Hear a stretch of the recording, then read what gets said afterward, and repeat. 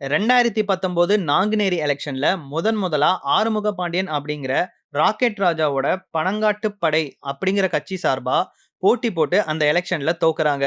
அப்புறம் 2021ல அதே கட்சி சார்பா ஆலங்குளம் தொகுதியில போட்டி போட்டு ஹெலிகாப்டர்லாம் வந்து பிரச்சாரம் பண்ணி மக்கள் கவனத்தை அவங்க பக்கமா திருப்பி அந்த எலெக்ஷன்ல 37,632 ஓட்டு வாங்குறாங்க அந்த பனங்காட்டு படை கட்சி. அதுக்கப்புறம் ரிசல்ட் வந்த 2டே நாள்ல ஒரு மோசடி வழக்குல கைது செய்யப்பட்டு ஜெயிலுக்கு போறாரு. தமிழ்நாட்டுல மட்டும் இல்லாம கேரளா, கர்நாடகான்னு மொத்தம் 3 ஸ்டேட்லயும் கிரிமினல் கேஸ் உட்பட 24 கேஸ் இருக்கு ஹரிநாடார் மேல.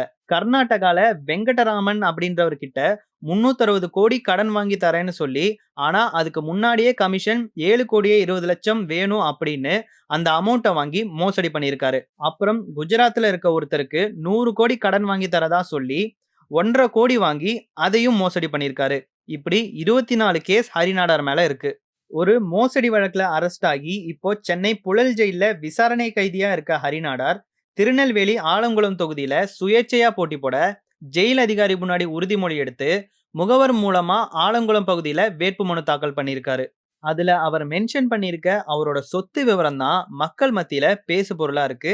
அதுல என்ன இருக்குன்னா, ஹரிநாடார் பேர்ல அசையும் சொத்து 26 கோடியும், அசையா சொத்து 12 லட்சமும், தங்க நகை 11 கிலோ 650 கிராம், அதாவது 1,76,84,150 ரூபாய் மதிப்புள்ள கோல்டும், 2,50,000 ரூபாய் ரொக்கமாவும், 45 லட்சம் மதிப்புள்ள ஃபார்ச்சூனர் கார், 29 லட்சம் மதிப்புள்ள இன்னோவா கிறிஸ்டா, 15 லட்சம் மதிப்புள்ள டெம்போ டிராவலர், 9 லட்சம் மதிப்புள்ள மஹிந்திரா எஸ்யூவி, 4 லட்சம் மதிப்புள்ள டாடா சஃபாரி, 7 லட்சம் மதிப்புள்ள பொலேரோவும் இருக்குன்னு மென்ஷன் பண்ணியிருக்காங்க. 2020-21ல ஹரிநாடாரோட ஆண்டு வருமானம் 1,50 கோடின்னும், அதுக்கப்புறம் ஜெயில்ல இருக்கிறதுனால வருமானம் இல்லைன்னு மென்ஷன் பண்ணியிருக்காங்க.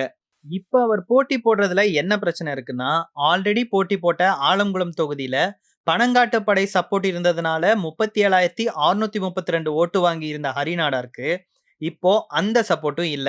ஏன்னா அந்த கட்சியோட தலைவர் ஆறுமுக பாண்டியன் அப்படிங்கிற ராக்கெட் ராஜா தனியாவே போட்டி போடுறாங்க. அதே மாதிரி ஆல்ரெடி சிட்டிங் எம்எல்ஏவா இருந்த ஏடிஎம்கேவை சேர்ந்த மனோஜ் பாண்டியன் இப்போ டிஎம்கே சார்பா போட்டி போடுறாங்க. சோ இதனால அந்த தொகுதியில மக்கள் எந்த கட்சிக்கு ஓட்டு போடுறதுனே தெரியாம குழம்பி போய் இருக்காங்கன்னே சொல்லலாம். என்னதான் மோசடி வழக்குல ஜெயிலுக்கு போனாலும் எம்எல்ஏ ஆகணுங்கிற ஆசை அவரை விட்டு போகலன்னு நினைக்கிறேன். ஒருவேளை எம்ஜிஆர் படுத்துட்டே சிஎம் ஆன மாதிரி நம்மளும் உள்ள இருந்துட்டே எம்எல்ஏ ஆகிடலாம்னு நினைச்சிட்டு இதெல்லாம் பண்றாரோ? நீங்க என்ன நினைக்கிறீங்க அப்படின்றத மறக்காம கமெண்ட்ல சொல்லுங்க.